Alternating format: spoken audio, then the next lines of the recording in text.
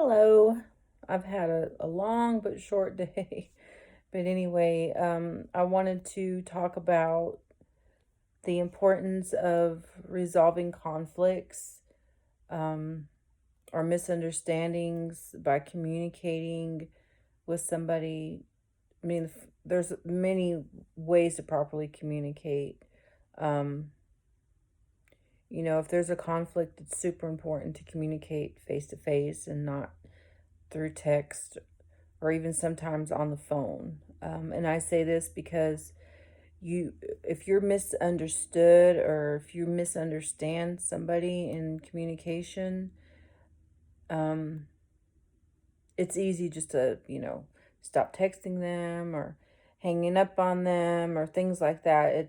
That's why it's so important when you're in a relationship with somebody to talk to them, to communicate to them face to face, because it helps to alleviate the um, any aggression or frustration or animosity, because if you don't properly communicate, those things can arise and it can cause conflict or um, many different negative things with that person. And when I say that, I mean for any relationship. And of course, as always, I'm mainly talking about when you're in a love relationship with somebody. I'm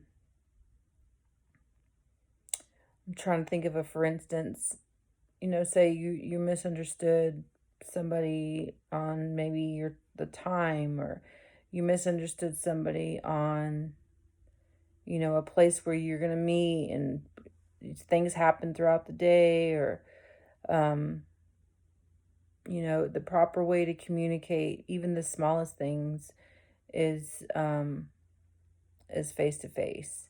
And then if there is a misunderstanding, try not to, overthink things, because life happens and we get caught up in different things, or, there,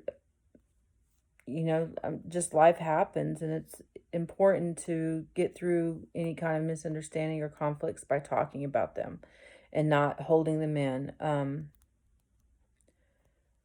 Because what if you're communicating, you know, just by simply texting somebody, um, a lot of times, or pretty much most of the time, things get misconstrued. And then it opens a door for a lot of doubt or just misinterpretation of what the other person's saying through text. And it causes you to overthink. I mean, we all do it. None of us are, a mind reader, so we can't um necessarily completely understand where somebody's coming from just through text messages. And this part of me really does not like the new technology. And, of course, there's conveniences, but when it comes to relational things, I don't really too particularly care for text messaging, emailing, things like that. Even when you're on the phone with somebody, like I said, you can misinterpret things on the phone too. Or if you are in conflict about something over the phone, it's just as easy to get frustrated and not talk to somebody, or go silent, or hang up, or um, so it's super important to be grounded and level headed and hear each other out. If someone's frustrated, don't allow um, the frustration to progress into anger and bitterness or anything like that, because it can happen. And, oftentimes when we have conflict, we say things that we don't mean to say. That's why it's super important to, calm down and ground yourself. Think about what you say. Use a nice tone, like I am. And, I'm still learning this myself, especially when it comes to my kids, because I can get pretty frustrated and aggravated, and just say things I don't mean to say. And they've done it to me. Well, they've learned it from me, so I'm working on that. And that's why it's important for me when it comes to resolving conflicts or, um, just overall communicating, to do it face to face. Of course, I'm not saying don't talk on the phone or don't text somebody. I'm not saying that because, communication is important no matter how you get it. If you're in a relationship with somebody and you can't necessarily be right there with them and you want to say something, of course, pick up the phone or send them a text and, of course, do that. I just stress, face to face because that is the most effective way to get your point across. And it's the most effective way to actually listen and hear somebody out. I'm much advocate for any kind of communication. I mean, writing letters, it's the old fashioned way, writing notes. I mean, you know, communication is communication.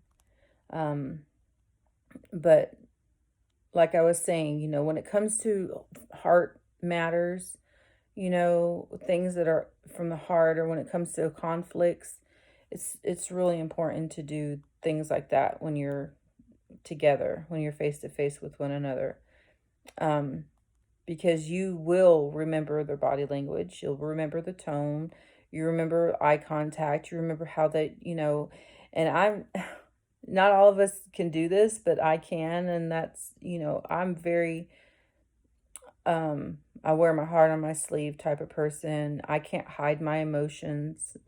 But if you didn't know me and I sent text messages to you all the time and you weren't around me that much, then I would be a completely different person if you were around me a lot. Um, and even more so because it takes a bit for me to be myself and actually open up, and just be myself and my because I can be sarcastic, I can be playful, um there's different things that you won't find in a text message as much as you would face to face or whatnot. But just resolving conflicts in general and misunderstandings, you want to do face to face. You don't want to do over text. Um, so, let's see. And then with misunderstandings,